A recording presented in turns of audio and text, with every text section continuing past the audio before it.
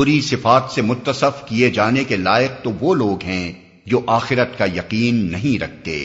رہا اللہ تو اس کے لیے سب سے برتر صفات ہیں، وہی تو سب پر غالب اور حکمت میں کامل ہے۔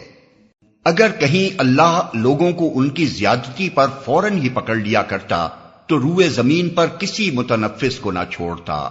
لیکن وہ سب کو ایک وقت مقرر تک مہلت دیتا ہے، پھر جب وہ وقت آ جاتا ہے تو اس سے کوئی ایک گھڑی بھر بھی آگے پیچھے نہیں ہو سکتا۔ آج یہ لوگ وہ چیزیں اللہ کے لیے تجویز کر رہے ہیں جو خود اپنے لیے انہیں ناپسند ہیں،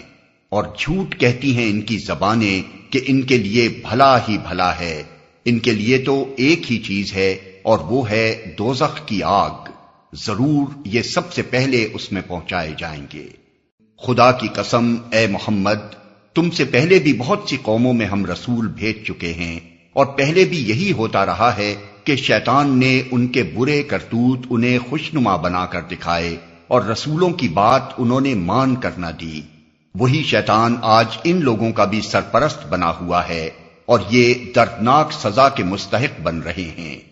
ہم نے یہ کتاب تم پر اس لیے نازل کی ہے کہ تم ان اختلافات کی حقیقت ان پر کھول دو جن میں یہ پڑے ہوئے ہیں۔ یہ کتاب رہنمائی اور رحمت بن کر اتری ہے ان لوگوں کے لیے جو اسے مان لیں۔